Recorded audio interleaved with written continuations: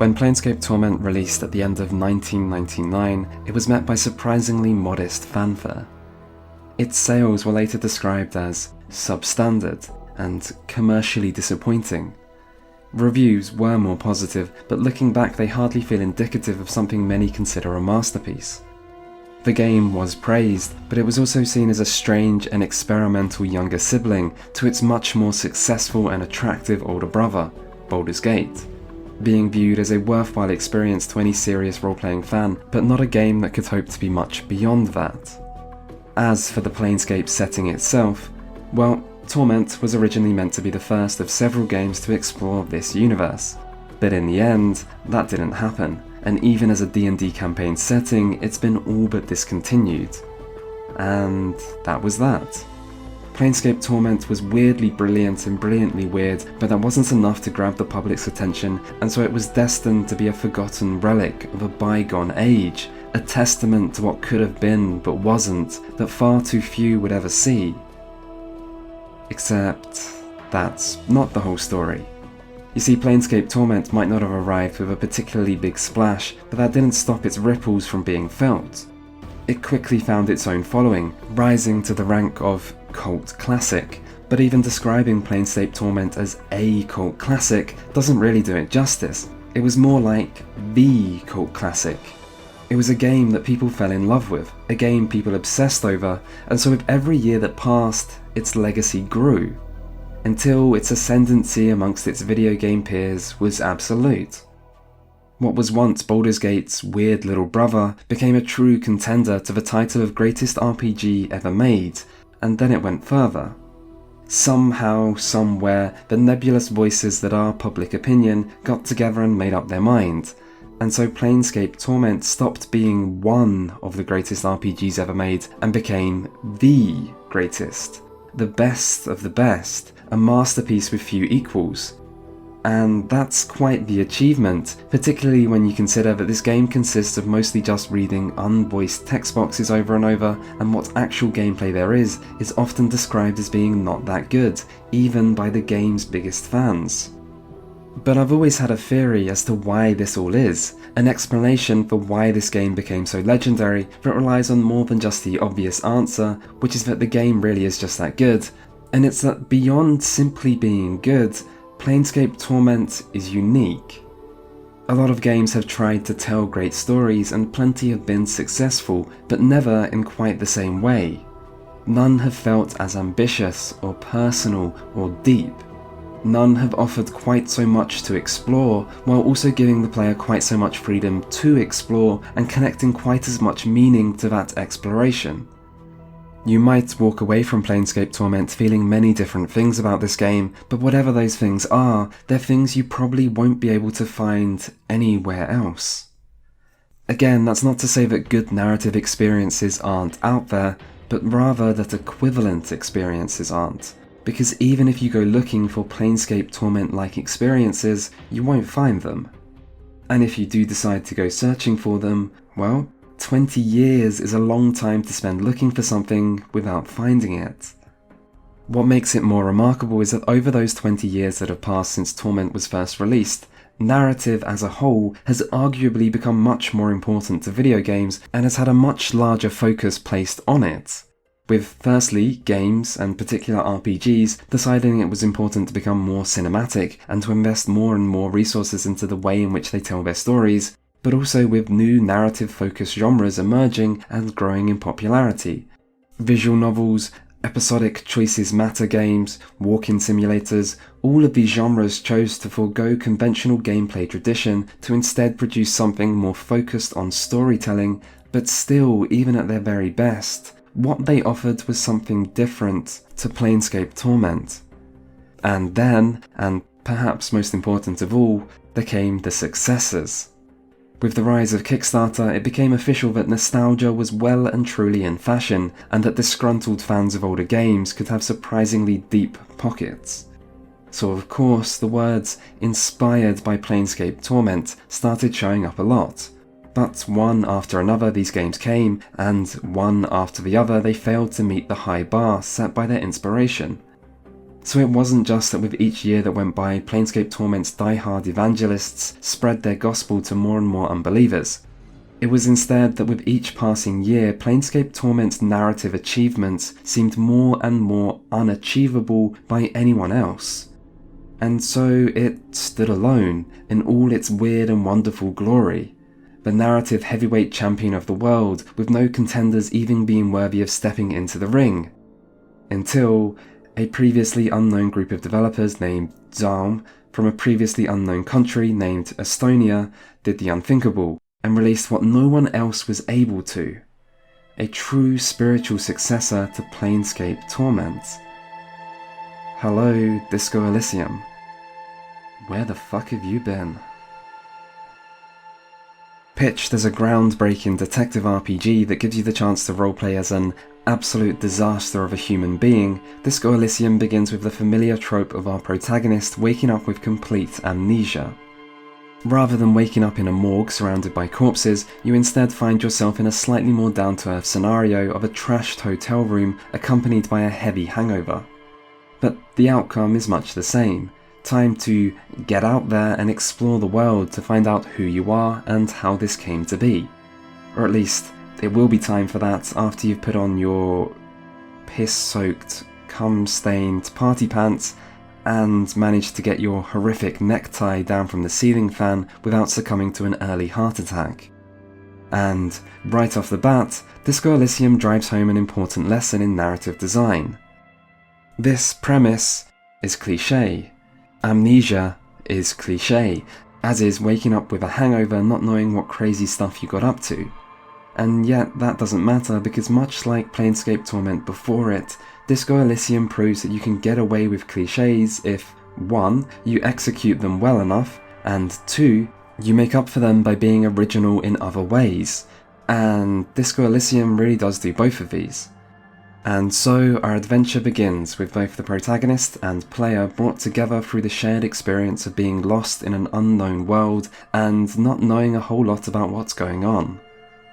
The setting of Disco Elysium feels much closer to home than the usual fantasy or futuristic settings of most other RPGs. It takes place in a sort of but not really alternate reality where you explore a rundown district of a once great city called Revachol.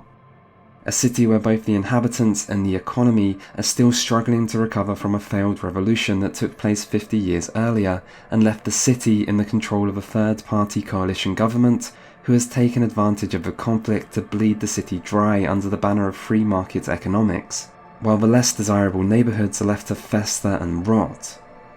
So, much like some of its inhabitants, Revachol is a city stuck in the past, with a perennial identity crisis and no clear path to move forward.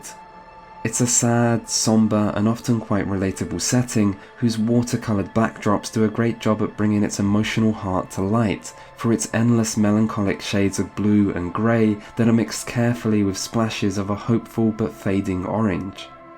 Still, while the setting might be more grounded than most, that doesn't mean it's without its own strange secrets to discover.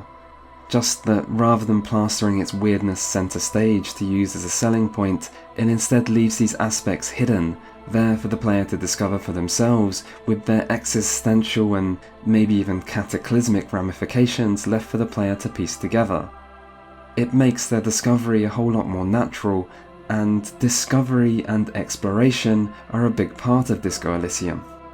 To get back to our humble beginnings, after waking with amnesia and performing the difficult task of putting your clothes on, Disco Elysium will see you trying to fill the shoes of the man you apparently are by teaming up with the venerable and far too pure for this world Lieutenant Kim Kitsuragi, to form a dynamic duo tasked with solving the local murder of a hanged mercenary amidst rising political tensions within the district. So I guess Disco Elysium is really a buddy cop murder mystery, where you'll investigate crime scenes and interview locals as you try to assemble the pieces of the puzzle, while simultaneously embarking on a soul-searching journey of self-discovery as you're forced to face up to your character's past. Kim is the straight man in your double act, which feels like a bit of a role reversal to most games, where usually the protagonist is the serious one who's joined by wacky or weird companions who come with their own tragic backstories to uncover. But in Disco Elysium, you're the comedy sidekick with a tragic backstory, and Kim's the one who has to deal with your shit. Anyway, regardless of what Kim's role in the story is, he does it to perfection, and he's also happy to step back and let you take the lead. So this means that what you'll really be doing in Disco Elysium is walking around this relatively small world as you talk to its inhabitants to complete various detective tasks and chase up leads. You can choose to involve yourself with these people's lives in the form of various side quests, but for the most part the game's two core threads of murder investigation and main character amnesia are interwoven with its ensemble cast of personalities, as seemingly insignificant side quests lead to their own revelations and loop back into the main story, while following the primary leads of the investigation will quickly lead to a branching off of potential paths to go down. So in Disco Elysium you'll spend your time wandering the streets, occasionally picking up loot or clicking through thought bubbles, but mostly just talking to people. It is very important then that the writers for this game managed to create so many well-defined characters that genuinely feel worth talking to. It's not an exaggeration to say that Disco Elysium has some of the best NPCs you will ever encounter in a game. Standouts include the well-mannered cheeky street urchin, Kuno, the charismatic and welcoming local workers' union boss, Everett Clare, and the bastion of tolerance and racial understanding that is Measurehead. But what most impressed me about these characters was how well each of them served their purpose within the story and how believable they came across. The dead man, the one whose murder this game is all about, is someone you don't even talk to, but in just one second-hand account from his former lover, this person, who is a complete piece of shit and irredeemably fucked up individual, is effectively humanized and made relatable. It's so impressive compared to the standard of most role-playing games, where the majority of NPCs feel like information/quest dispensers that barely manage to portray a single poorly defined personality trait over the course of your forgettable encounter with them. All in all, the characters you'll interact with in Disco Elysium can be funny and flawed and tragic and terrible, but they always feel human. Even minor characters can leave long-lasting impressions, and the large variety of different personalities you'll be speaking to provide endless opportunities to express yourself. And that brings me to the second thing that's oh so impressive in this game. Like other RPGs, Disco Elysium has a skill system. You'll begin the game by allocating stat points with 4 trees representing intellect, psych, physique, and motorics. So, intelligence, charisma, strength, and dexterity. Pretty standard stuff, right? Except underneath these 4 trees are a total of 24 different skills, which include things like conceptualization, esprit de corps, and electrochemistry. Honestly, at first glance, it's a little intimidating. Without having seen them in action, these skills can seem vague or poorly defined, with room for overlap and uncertainty surrounding their practical application. But don't worry too much about that. All choices here are valid, and you're given plenty of room to grow over the course of your stay in Revachol.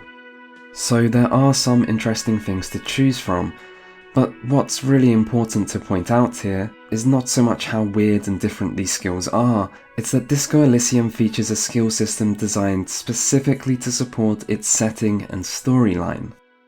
Compare that to, say, Planescape Torment, a game which also revolves around wandering a city, talking to its various inhabitants, that instead uses 2nd edition D&D rules, and, as a consequence, means that playing a character with high wisdom and intelligence is by far the best option, because this unlocks more dialogue options.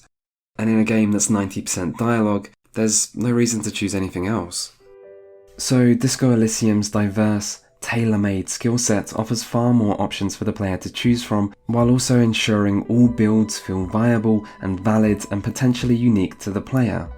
But it's not so much the skills themselves that are so impressive here, it's more how the game uses them. You see, these skills aren't just defined stats that are abstracted to represent each aspect of your character for the necessities of mechanics and gameplay. Instead, they're each given a personality, complete with their own stylized character portrait, and act as voices in your head that will talk to you in the middle of conversations to give their perspective, offer advice, and remind you of key details, as well as to question your own decisions and disagree with things the other skills might say. There's one point in the game where you're questioning a young woman and one of your skills interrupts the conversation to tell you not to trust the other skills because they've been compromised by being in the presence of an attractive and charming member of the opposite sex. And you suddenly realise that the information those voices in your head have been feeding you all this time actually can't be trusted. These fuckers have been compromised and you've been blindingly trusting them all this time as they tell you exactly what you want to hear. And this is a great little moment, but it also illustrates the potential of this skill system to make dialogue something more than it's used to being in games. Even when it's not messing with the player's mind, this system of intermittent internal monologues is still incredibly well written so as to constantly add interesting and humorous exchanges in the middle of regular conversations. This makes the large quantities of dialogue in the game far more enjoyable and engaging to read, but it also allows the writers a convenient way to remind the player of important information while delivering specific insights that the writers actually want the player to have. Other games have to resort to large quantities of exposition or convenient plot devices in order to achieve the same. Take Pillars of Eternity, where the protagonist is something called a Watcher. This means they have the ability to perceive and interact with people's souls, thus allowing the player to receive flashbacks of important events in the past or talk to dead people. And it's through this that the player receives many significant plot details and dramatic revelations. This comes across as overly convenient, while also being less natural in its delivery, and it also forces the writers into a generic chosen one plot structure that has long since become stale. By comparison, Disco Elysium's inner voices don't just feel like a breath of fresh air, they feel like a revolutionary innovation, and there's no doubt in my mind that many other developers will look at the benefits and effectiveness of this system when implementing their own dialogue in future games. The role of Disco Elysium skills doesn't stop here though. Like many good RPGs, this game also has skill checks. Lots of them in fact. Here, the player's numerical skill level is combined with a 2d6 dice roll to determine whether they succeed or fail at a wide range of different activities. From keeping yourself from vomiting when expecting a several-day-old corpse, to determining inconsistencies in someone's testimony, or nailing a sad karaoke performance. Disco Elysium effectively replicates that tabletop tradition of rolling the dice to determine your fate, and in doing so it captures the excitement of acting without being sure of the consequence, which has always been such an important part of making traditional role-playing game stories feel unpredictable and alive. This system isn't perfect though. With no actual dungeon master, the player has the option of just using quick saves and reloading to re-roll the dice in the scenario they don't get the result they want. But Disco Elysium does go some way to mitigate this by making sure that failing skill checks isn't overly punishing, as well as making failure produce interesting moments that feel worth seeing. And some of them in particular are worth seeing. However, I don't think Disco Elysium actually goes far enough here. You see, for skill checks to really work, accepting failure has to feel equally viable as a way to play the game. Disco Elysium goes partway there by making failing these skill checks produce fun outcomes, but there's still a lot of content that is effectively locked behind successful skill checks. So even if both success and failure are written to be interesting, success often also has the benefit of leading to more conversation topics and more quests. And if you do one playthrough where you accept every dice roll and then do a second playthrough where you abuse quick saving and loading, you'll realise that lots of great content is missable in this way. And if you're enjoying the game, getting to see less of it is a bit shit. For skill checks like this to really work, failure needs to be given its own unique outcomes, which can be more negative in nature but still need to exist. Disco Elysium does allow you to reroll most skill checks by increasing your skill level or unlocking new skill check specific modifiers, but this is also quite clunky in practice because backtracking through the city to try a single skill check gets boring fast. Finally, there's also the role of clothing, which gives small but important increases to your various skills, meaning if you want to increase your chance of success for skill checks, you'll be regularly opening your inventory to check through every item you have in order to boost your skill level as high as you can. This is dumb because the idea of leaving a conversation to change your outfit in front of someone to then ask them the important question is more than a little bit unrealistic. but worse than that, it's also a time-consuming chore. So while Disco Elysium skill checks are a great addition, more could have been done to improve their implementation, particularly in regards to producing more content tied to actually failing skill checks. But these negatives don't really diminish the overall positive impact Disco Elysium's skill system has on the game, and particularly on the dialogue. In combination with the great writing, the result is that reading text boxes is fun. And really that was always one of the most important things that separated Planescape Torment from so many other text-heavy games. If a game's main activity is going to be reading static text boxes, well, then reading those text boxes absolutely has to be enjoyable. It's easy to just say that this is down to the quality of the writing, but I think that undervalues the actual fun factor involved. And despite its reputation for being philosophical and deep, this is something Planescape Torment understood, with its frequent use of humour and overall feeling that the writers care much more about using the game's writing to entertain than to lecture about philosophy. It needs to be stressed that a game can be technically well written but still come across as unengaging, and so many of the text-heavy titles that followed Planescape Torment have fallen into this trap, with their focus seeming like it's on being well written rather than on being fun to read.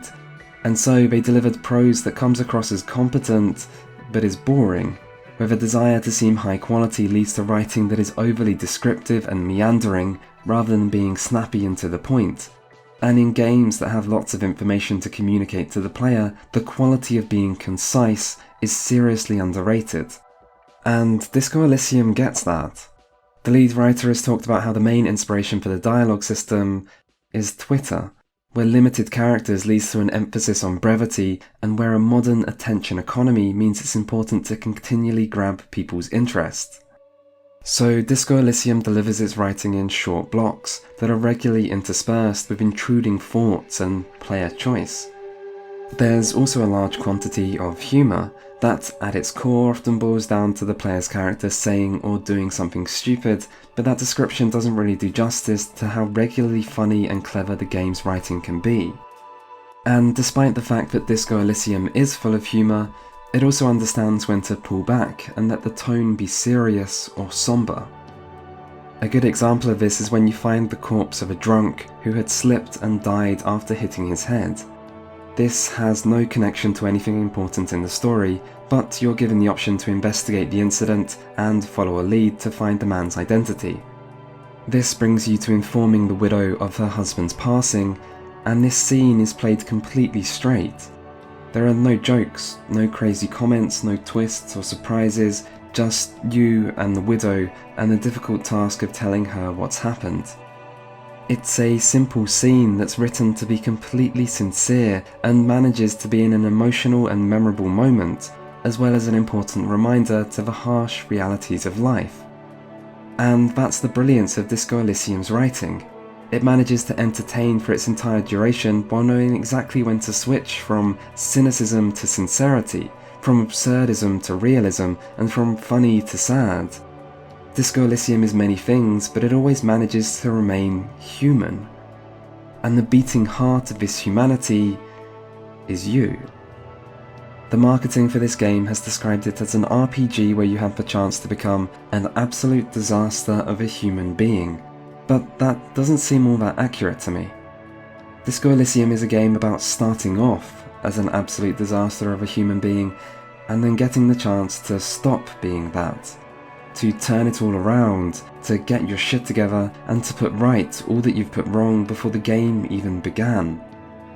Of course, you don't have to play the game this way, but I think even players who begin by just picking the craziest options for the entertainment factor will sooner or later feel that latent desire to be better that Disco Elysium weaves into its narrative.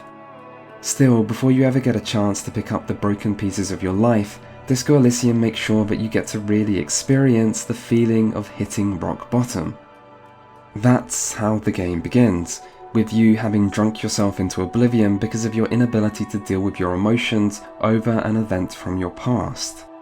Your hotel room is a wreck, as is your actual physical body, and the people you've previously interacted with either can't bear to be around you, as is the case with the previous bartender, or spend the entire conversation belittling and humiliating you, as is the case with your fellow brothers in arms at Precinct 41. When you try to do your supposed job and investigate the corpse, you find your previous neglect has led to it decaying to the point where you're physically unable to be around it. And so, without even necessarily being consciously aware of it, the game places you at a crossroads, where you can decide to continue to wallow in your own shit, or maybe instead go back to your hotel room to take a shower, to at least try to wash away the smell of the shit you've already been rolling around in. Of course, you don't have to do this. You don't have to take this character or your journey seriously. In fact, this is a game written to allow plenty of space for the opposite, and the writers are often content to simply present ideas to the player and leave the decisions and conclusions completely up to you. A good example is substance abuse. The protagonist is a prolific abuser of substances, and both the short and long-term consequences of this are made clear, but Disco Elysium never feels like it's trying to lecture you about this topic. Substance abuse isn't glorified, but it's not shamed either, and if there is an objective behind how topics like this are presented, it feels like it's making sure their presentation is entertaining while still managing to be believable. To really see this in action, you just have to look at the game's political ideologies. Disco Elysium features a wide range of political opinions, but it also has 4 loosely defined ideologies that will frequently come up in the player's dialogue options. Choosing a few of these options in conversations leads to certain political thoughts being unlocked, which can be internalized for further bonuses. The 4 ideologies are fascism, communism, ultraliberalism, as in ultra-capitalism, and moralism, the centrist or anti-ideology ideology. But these 4 things are generally presented in extremes. The writers understood that there just isn't room to accurately represent something as diverse and complex as a realistic political spectrum, so instead they use 4 different exaggerated aspects of reality as jumping off points to deliver a blend of wit, understanding, and pure distilled cynicism that seems committed to the idea that nothing is above criticism and everything should be made fun of. And it is pretty fun. Disco Elysium is a game where you can roleplay a political caricature to produce some amusing results, and why not? There's a long tradition in RPGs of being allowed to roleplay as whatever the player wants, including someone evil who's doing evil things for evil reasons and so on. So why should roleplaying as a fascist or communist be off the table? Why shouldn't people be able to have fun with politics and their representation? For some, this supposed political neutrality might be annoying.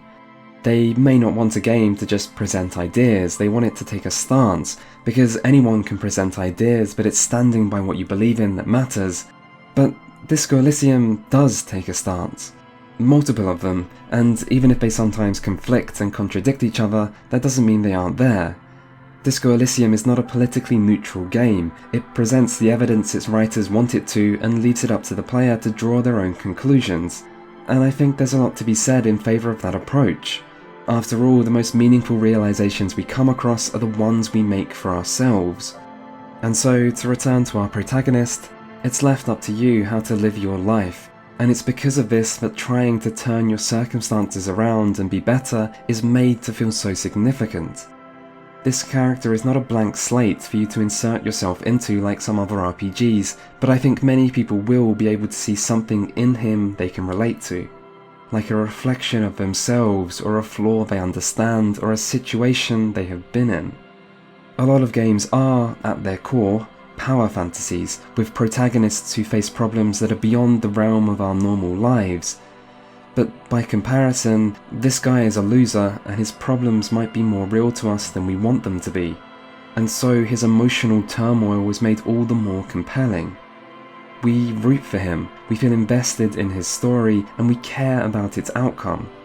And it's for this reason that I think many players will see discovering the protagonist's past as the most interesting part of the narrative. He is a character that we see ourselves in, and so we obviously want to know how he came to be this way. We want to see the rest of the picture. And despite all the foreshadowing and warning the game provides, it's hard not to let curiosity get the better of you and persist even when you know you shouldn't. to read what you tried to destroy, to dial random numbers, and to fixate on what you know you ought to forget. And eventually, you can find out. But before going on, I think I better make it clear that we're heading into heavy spoiler territory from here on out. If you haven't played Disco Elysium, I hope this video has given you some good reasons about why you should. And if you ever will play this game, you should really turn back now and walk into that experience with as little spoiled as possible. So this is it, the point of no return, event horizon, the crossing of the Rubicon, and I'm running out of different ways to say this, which I think counts as proof that fair warning has been given at this point.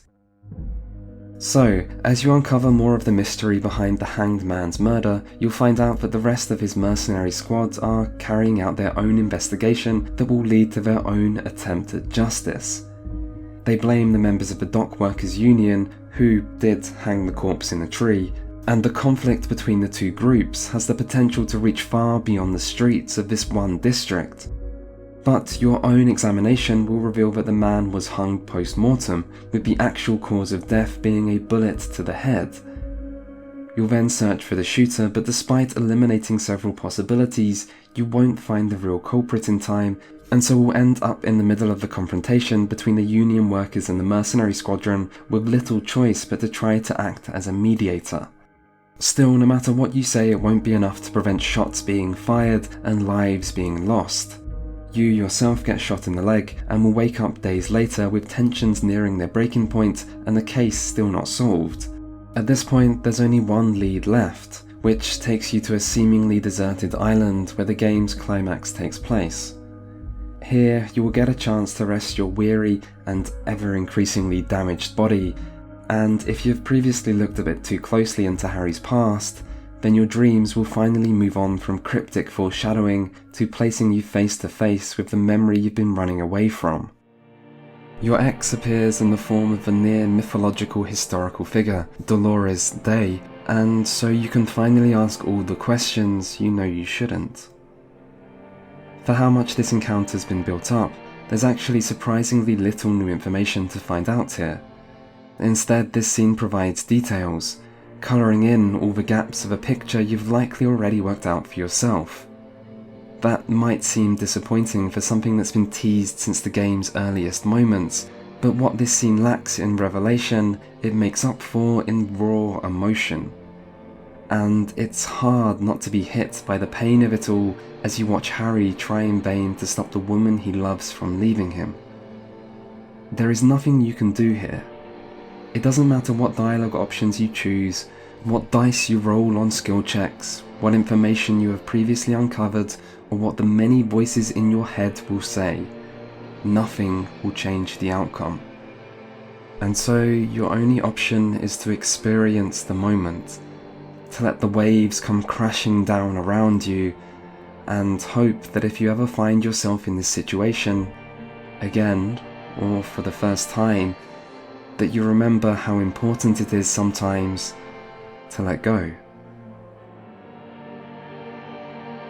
But Harry isn't the only person on this island who is struggling with that lesson. When you awaken and return to reality, you can finally find the killer. He is a deserter, an ex-soldier from the Revolution for whom the war never ended. Unable to let go of his ideology and belief in communism, he had remained on this island, at his post, living a life of near solitude. A spectre amongst the ruins of a city too ruined to notice. Over time, his mental health declined, but his commitment to his ideals didn't. And so the wound left inside him by the war and its outcome festered, while he watched from afar as the city changed for the worse. Until one day he pointed his gun at a man he saw in the bedroom window of a hotel, who he did not know but who he hated all the same for what he was, and killed him. So communism did murder the mercenary, and apparently this isn't even the first time, but it didn't pull the trigger on its own. As you delve deeper into the deserter's mind, you'll find out that the real reason he killed this man at this time was because of the mercenary's lover, Klassia. Devoid of physical or emotional connection to the outside world, the deserter had become infatuated with the whore in the window, a representation of both what he hated and desired above all else. And so as the mercenary and Classier had sex, he shot him. A random act of violence from a man no one had ever seemed to notice, which almost brought the city to its knees. And that was all it was. Disco Elysium is a game about the consequences of people clinging to the past while life moves on around them. That is both the deserter and Harry. That is Disco and the expression and the outdated clothing and the memory of Dora or Dolores or whatever her name actually is. But it's also the revolution, the sentiments of the communists and the nationalists, as well as Revachol itself. A city once great and now not, whose inhabitants are only able to look to the past because the future has so little to offer them. And maybe it's also the Pale, the mysterious encroaching mass of nothingness created by our own thoughts that will one day remove everyone from existence. It's a bit bleak. The ending of your exciting mystery is something of an anticlimax. Its message is cold and cynical, and as grand reveals go, some might even have an issue with the killer being a character that is seemingly insignificant to the rest of the story and who was only introduced in the closing minutes. But Disco Elysium doesn't stop here. Before you can return to the mainland and the rest of your not exactly normal life, you come across something else. Earlier in the game, you meet an NPC named Lena, who is the wife of a cryptozoologist. The wife and her husband are obsessed with cryptids, animals that apparently exist but whose existence remains unproven thanks to a lack of evidence. Cryptids are a mix of folklore and rumour, like Bigfoot or the Loch Ness Monster, and so as unlikely as finding one might be, you can still help Lena and her husband with their investigation of a local cryptid called the Insulindian Phasmid, which Lena claims to have seen in her childhood. And after a long chain of side quests and finishing the conversation with the deserter, you find it. Not just a sudden glimpse out of the corner of your eye or a lone encounter which might just have been a hallucination, you actually find it. Your partner can see it too, he can even take a picture, and you can talk to it about the world and yourself and the past and what it means to exist. And so rather than the ending just being a cynical anticlimax of finding out that the murder your investigation was just a random pointless act with no deeper meaning, Disco Elysium then hits you with the exact opposite, an event so unlikely and unexpectedly uplifting that it's hard not to be at least momentarily in awe at the magic of it, as you realise maybe this wasn't all for nothing. Not just because you found this strange, wonderful creature, but because over the course of the investigation, Lieutenant Double Freighter Harrier Dubois has hopefully found himself as well, and will be better off because of it. And that is Disco Elysium, something capable of being both cold and cynical but also hopeful and uplifting, something that shows the good and bad of reality in all of its vivid colours, and one of the best RPGs and video game narratives since Planescape Torment. I'll talk more about that last part sooner, but for the sake of fairness, I do feel like I need to talk about a few more of the negatives before we get to that. The first of which is the actual final conversation, when you return to the mainland and meet your real partner and the rest of your team from Precinct 41. This conversation feels tonally off after the somber and then surreal experience of the island. By contrast, this section is mundane and goofy, with a lot of the humour it tries to create coming from these people you don't know but who know you, talking about what a fuck up you are. And it's a bit like how things were at the start of the game, where your character is at rock bottom and you have to listen to multiple people make fun of you for your mistakes. Except after everything you've been through, having a moment like this at the closing moments of the game feels out of place. By this point, as Harry, I've already got my shit together. I've solved the case, I've given up drugs and alcohol, I've found my badge and my gun, and I've made a positive difference in the lives of those I've touched. I don't need the approval of these people I haven't even had any meaningful interactions with until now. To me, they may as well be strangers, and I don't care about whether they judge me worthy. So this scene feels like the wrong way to bring the journey to an end. I think it would have been much stronger to instead just have a quiet one-to-one with Kim, where we can just sit back and reflect on everything that's happened. This could also provide a moment for Harry to get some real closure. The scene with Dolores is the big climax to the Harry's past storyline, but then that's it. That's just how the plot thread ends, and it feels like it's missing one last conversation where we can talk about the past and decide what we want to do in the future. It's one thing to just assume that Harry will now realise he needs to move on, but it's another to get to say that ourselves through dialogue choices. And I wish the ending provided the player with a bit more agency and a chance to say their conclusions out loud. If a developer wanted to have the game comment on your actions and pass some form of judgment, well, that's what Kim is surely for, because let's face it, after everything we've been through, no one but Kim is worthy of judging us. But instead we get this conversation that just feels unsatisfying. It should also be said that for a game that was sold on being open-ended, the entire ending sequence plays out in a surprisingly linear fashion. Firstly, to find the previous main suspect, a woman named Ruby, you can only access her hiding place by passing one specific skill check. You have multiple chances at this, but forcing the player into only one specific path that has a percentage chance of failure is still weak game design. It's made worse by the fact that you yourself can work out Ruby is in this building, but still end up having to rely on passing a skill check to actually do something about it.